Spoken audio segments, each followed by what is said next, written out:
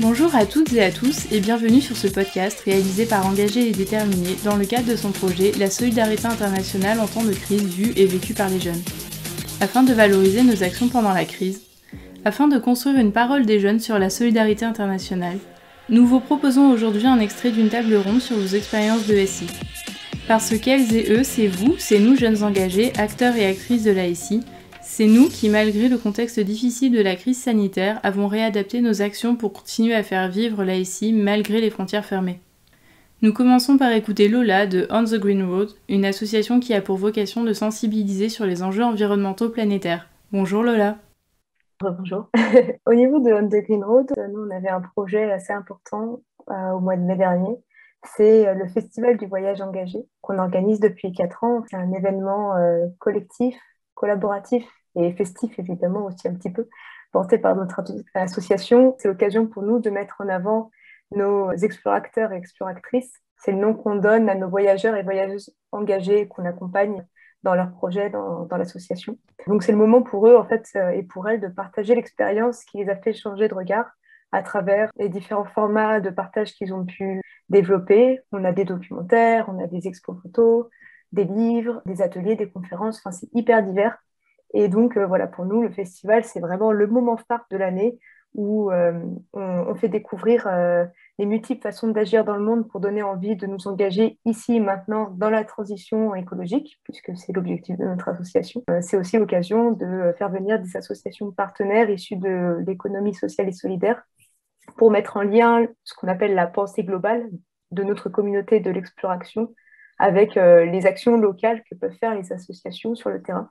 Et bon, évidemment, c'est un festival, il se veut ouvert à tous et à toutes. Chacun et chacune peut participer, quelles que ce soit ses envies et son état d'esprit. On n'est pas obligé d'être hyper avancé sur la question écologique solidaire pour venir simplement voir un documentaire de voyage engagé, par exemple. Donc, la 3e édition de notre festival devait avoir lieu l'an dernier, le week-end du 16-17 mai. Voilà, ça a été modifié. Ce qui était prévu à l'origine, c'était qu'on ait le week-end du 16-17 mai un moment de rassemblement global avec les années précédentes. On avait environ 500 personnes qui venaient sur tout le week-end, donc c'est un moment rassembleur. Et donc c'est l'occasion de faire venir aussi d'autres partenaires et puis de faire venir l'an dernier, on avait comme thème diversité avec l'idée de mettre en lien des jeunes de quartiers prioritaires et des personnes en EHPAD pour faire un peu une forme de dialogue des générations. Bon, ça n'a pas pu se faire, donc, puisque le confinement est arrivé. Au début, on nous avait annoncé 2 semaines. On s'est dit, bon, 2 semaines, on est le 15 mars, ça finit début avril, tout va bien. Il nous reste 1 mois et demi pour préparer. Puis les semaines passent, on ne voit pas le bout de ce confinement. Donc, on s'est tous et toutes réunis lors d'une réunion mi-avril pour aller prendre des décisions importantes. On réfléchissait à l'origine peut-être de repousser l'événement au mois de juin. Heureusement qu'on n'a pas choisi ça parce que ça n'aurait pas été possible de toute manière. Ou alors de le virtualiser. On est parti sur l'idée de le virtualiser, mais surtout on l'a avancé d'1 semaine, puisque, je ne sais pas si vous vous souvenez, mais le week-end du 16-17 mai, ça devait être le premier week-end déconfiné. Donc on savait que tout le monde en avait marre de son ordinateur, voulait le jeter par la fenêtre et voulait juste sortir, prendre l'air enfin. Donc on l'a avancé d'1 semaine, ça nous a raccourci encore plus le temps qu'on avait pour agir.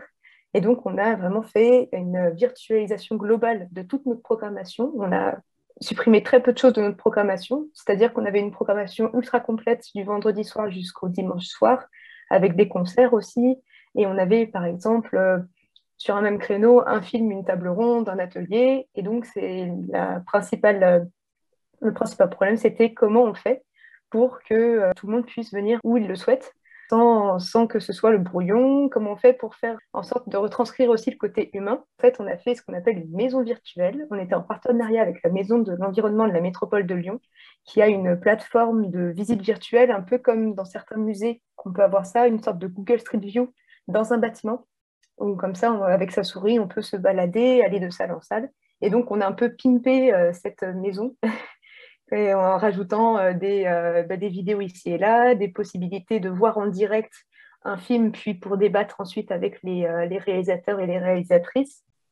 Comment ça s'est passé de notre côté? C'était assez folklorique puisqu'on a eu 3 semaines pour faire tout ça. Je pense que nombre d'entre nous faisaient 50 heures par semaine bénévolement, mais en même temps, c'était le confinement. Certains avaient quasiment plus rien du coup à faire. Donc, je pense qu'on s'est un peu tous et toutes lâchés à corps perdu dans le projet. Et il y avait aussi le côté un peu inédit qui a fait qu'on a pu tester plein de nouvelles choses et s'adapter. La résilience, c'est vraiment ce qui nous a tous portés, à mon avis, pendant cette période différente, on va dire. Après On the Green Road, il est temps d'écouter Marwa accompagnée de Jade, Jean, Samuel et Pierre pour leur projet avec des jeunes Marocains et Marocaines de l'association Anazer du quartier de Tikiwin. Merci d'être présents et présentes. Nous, en fait, le projet, c'était sur les inégalités des sexes. À la base, c'était un projet pour partir au Maroc et faire une pièce théâtrale contre les inégalités basées sur le sexe, l'orientation sexuelle, le genre. C'était ça à la base l'idée. Mais vu le confinement, le projet a été reporté pour décembre 2021. Le FONGEP, il a mis en place un dispositif pour mettre en place des projets ici en France avec soit seulement des jeunes français, soit des jeunes aussi français et à l'international. Et du coup, avec notre partenaire au Maroc, on a pu mettre ce projet en place qui s'appelle les inégalités des sexes. Alors, et les partenaires du projet, on était nous, la Ligue de l'enseignement, qu'on est une association, une fédération d'associations, est un mouvement aussi d'éducation populaire. On est dans le Val-de-Marne. Nous, avec notre réseau, on mobilise pour le savoir-faire culturel, pour tout ce qui est projets éducatifs, sportifs, sociaux, pour favoriser l'agir avec les habitants et valoriser la dimension participative. Il y a aussi dans ce projet l'association Nasr, que j'aide représente aujourd'hui. Eux, c'est une association qui est basée à Agadir, à Tikiwin, et c'est une association culturelle qui travaille avec les jeunes de leur quartier sur plusieurs domaines artistiques et culturels comme le théâtre, la musique, la danse, dont on a eu l'idée de faire un projet artistique au Maroc parce que l'association, c'est leur champ d'action. Il y a le FONGEP, du coup, qui a financé ce projet. La licence de projet, en fait, on a été mobilisé, sollicité par Solidarité Laïque pour participer au premier séminaire de lancement de leur grand programme Jeunes de Rives. Et à travers notre participation aux plusieurs ateliers, on a pu rencontrer l'association Nasr. À travers plusieurs échanges informels, on a décidé de faire ce projet ensemble.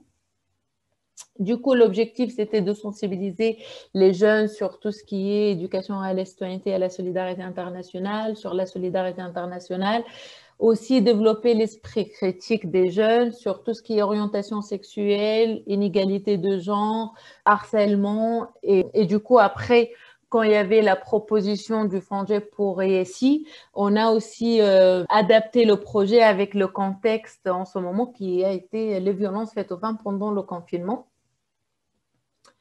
Donc, les jeunes qui ont participé, ils étaient 12. La durée du projet, c'était un projet sur 10 jours. Du coup, c'était de 10 août au 20 août, toute la journée. Les jeunes français, ils étaient dans les locaux de la Ligue et les jeunes marocains, ils étaient à l'association Nasr. Et le dernier jour, c'était le jour de la création de podcasts contre les violences faites aux femmes. Après, pour la pérennité du projet, c'est vraiment faire une pièce théâtrale et un micro-trottoir. Ils ont tout organisé pendant les séjours en ligne pour partir quand ils partent au Maroc le mois de décembre. Ils vont tout mettre en place en présentiel pour présenter leur pièce théâtrale et la capsule vidéo contre les violences faites aux femmes. Nous poursuivons avec le témoignage de Michaela chez Youfadi. C'est une association qui accompagne les jeunes pour leurs projets à l'étranger. Merci Michaela. Bonjour. Comme j'ai mentionné, je fais service civique chez Youth ID. Youth ID, c'est une asso des jeunes basée à Paris, mais on travaille aussi beaucoup avec des pays du Maghreb, surtout Algérie. Et on est là pour responsabiliser des jeunes de divers horizons, pour faire des activités de solidarité, des stages. On fait aussi des programmes de CES, si ça vous dit quelque chose, c'est Corp Solidarité Européenne. Donc, c'est un programme de l'Union européenne qui finance en gros un volontariat gratuit pour des jeunes jusqu'à 30 ans, qui est une super opportunité. Et l'idée de l'association était vraiment un projet personnel de notre fondateur Yanis. Il a fait un peu un tour de monde avec tous les dispositifs qui existent. Et au final, il s'est rendu compte qu'il y a beaucoup d'idées dans la tête des jeunes, mais il n'y a pas assez d'accompagnement pour monter ces projets et qu'ils deviennent la réalité. Et pareil, si on tous imagine qui sont des décideurs, qui est dans des politiques, tout ça, c'est souvent des hommes blancs, l'âge 50, c'est pas vraiment des jeunes. Du coup, on essaie de changer ça avec notre accompagnement et notre support des jeunes. Et là, je vais parler de projet que c'était un peu moi qui a inventé ce projet avec Yanis. Ça s'appelle Soirée interculturelle et on a commencé en décembre. Depuis, nous avons eu, je pense, 7, 8 soirées internationales et on continue de le faire 2 fois par mois. Du coup, l'idée, c'était souvent les jeunes partent pendant une semaine et il y a plein de pays différents qui se retrouvent. Et il y a toujours une soirée interculturelle où les pays peuvent présenter ses traditions, on peut manger la cuisine des pays différents, on danse. C'est vraiment un moment convivial, je dirais. Et on s'est dit comment on pourrait créer ou recréer quelque chose comme ça dans la période de Covid où la plupart des jeunes sont enfermés chez eux sans vie sociale et de ne pas les envier par des webinaires où ils doivent être assis pendant 4 heures sans être interactifs. Et du coup, on a monté ce projet. En gros, c'est des activités en ligne. Ça commence avec un energizer. Après, ça continue avec des jeux ou des interactions sur des sujets. Souvent, ça ne dure pas plus qu'1 heure et demie. Du coup, ça reste quand même une soirée limitée. Mais on a eu vraiment un très, très bon retour. On a de plus en plus de jeunes qui viennent participer. Ça a commencé en anglais. Du coup, comme ça, c'était vraiment, on a eu des gens de 7 pays différents. La dernière fois, on a co-organisé notre soirée avec Engagé Déterminé. Et cette fois-là, c'était en français. Et étonnamment, on a eu vraiment beaucoup de nationalités, par exemple d'Afrique et des pays qu'on n'a même pas pensé qu'ils peuvent venir. Et au final, on s'est tous retrouvés en ligne. L'idée, c'est vraiment d'avoir une discussion interactive, plein de choses qu'ils peuvent lire et apprendre qui ne sont pas vraiment vraies. Et là, ils ont vraiment cette possibilité de rencontrer quelqu'un d'une origine différente, en discuter et créer son propre opinion. Et franchement, c'est toujours des événements très joyeux et je pense que tout le monde a eu une bonne expérience. Pour terminer sur ces riches expériences, nous écoutons Omeima du Tunisian Forum for Youth Empowerment qui est ici pour nous présenter la Fabrique. C'est un événement organisé avec 3 structures partenaires, le Carrefour associatif au Maroc, Engagé et Déterminé en France et Eclosio en Belgique. J'ai fait partie de l'équipe tunisienne qui a participé à la Fabrique en octobre, fin d'octobre 2020. En fait, la Fabrique, c'est un échange de solidarité et d'interculturalité de la solidarité internationale qui était censé se dérouler en France, à Paris, mais bien sûr à cause du Covid, c'était en ligne. Mais c'était pas mal du tout. Au contraire, c'était vraiment une ambiance très très magnifique. On s'est réunis donc 5 jeunes de la Belgique, de la Tunisie, du Maroc, de la France pendant 5 jours, travailler sur les objectifs de développement durable principalement et aussi sur la création des outils pédagogiques. Au début, on travaille tous sur, par exemple, sur des jeux d'interconnaissance, c'est-à-dire en collaboration et on travaille tous. Mais après, pendant les 2 derniers jours, on s'est divisé. Et chacun a pris un sujet, bien un ODD. Et on a essayé, chaque équipe, de créer un outil de sensibilisation sur ce sujet. Et j'ai fait partie de l'équipe qui a travaillé sur l'éducation de qualité. Du coup, notre outil de sensibilisation était principalement un slam qui combine plusieurs langues. ساعات الحكاية تتحكى ساعات ما نلقاوش حتى رواية تتروى شمعة يا احنا نشعلوها يا تطفى سما نحبوها تصفى حايرة القراية شنية مش مزية أنا وانتي ماشيين فرد ثنية هز راسك واخزر لفوق الحاجة اللي تلوج عليها في السماء تلقاها بلاد أهل بلادنا فيها تصيح وتعيط. Vous êtes en train d'écouter des extraits du slam réalisés pendant la Fabrique en arabe littéraire et en français. Merci Omeima de nous faire partager ce doux moment. Échec scolaire rime avec galère. Éducation pour toutes, choisissions l'appréciation et l'humiliation. تشعل في روح التلميذ شعلة أمل تنير المعارف فيه دربا فنحلق لأجل غد أفضل لأجل حقائق أجمل.